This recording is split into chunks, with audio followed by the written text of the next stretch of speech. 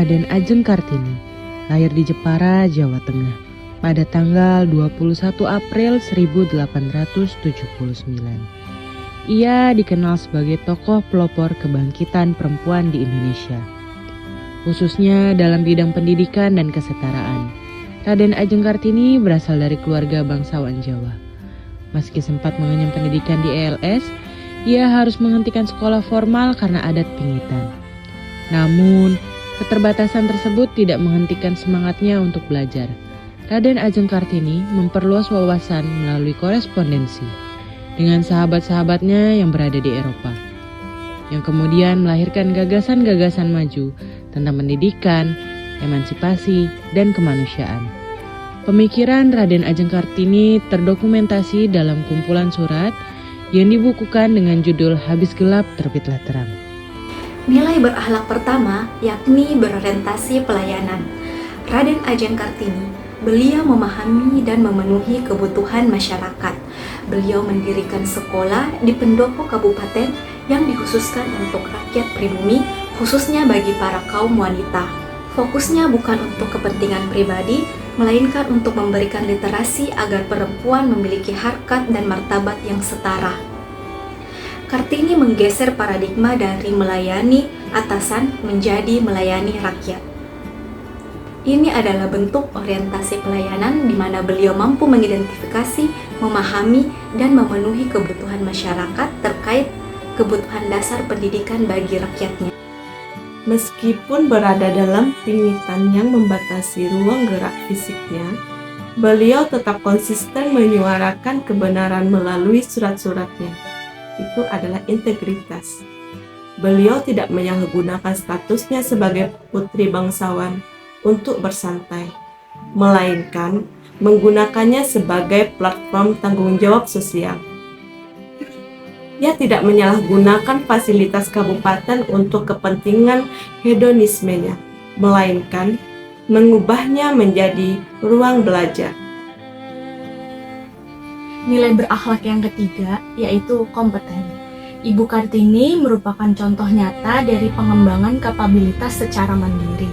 Di era tanpa internet, beliau memanfaatkan majalah The Hollands dan juga korespondensi untuk mencapai level kompetensi bahasanya.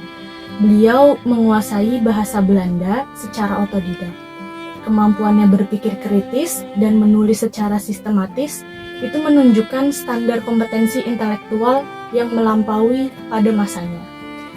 Untuk nilai yang sesuai dengan ASN berakhlak, yaitu kita harus terus belajar dan bertumbuh serta berinovasi untuk meningkatkan standar keahlian teknis diri sendiri dan juga instansi.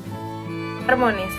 Harmonis merupakan sebuah kata indah yang menggambarkan tentang sikap saling menghormati, sikap saling menghargai antar sesama. Dalam hal ini, Raden Ajeng Kartini memperjuangkan kesetaraan antara laki-laki dan juga perempuan. Hal ini bukan dijadikan sebuah pertentangan, melainkan dijadikan sebuah kerjasama. Sikap saling menghargai dan saling menghormati juga ditekankan melalui sikap empati, rasa kemanusiaan, dan penghormatan terhadap martabat setiap orang tanpa memandang status sosial. Loyalitas yang ditunjukkan oleh R.A. Kartini tercermin saat ia menolak beasiswa ke Belanda. Bukan karena ia tidak mau, tetapi pengabdiannya kepada bangsa, negara, serta keluarga pada saat itu.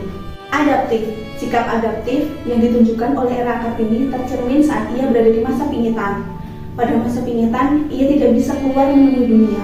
Namun, dengan sikap adaptifnya, ia berhasil membawa dunia datang kepadanya dengan melalui surat.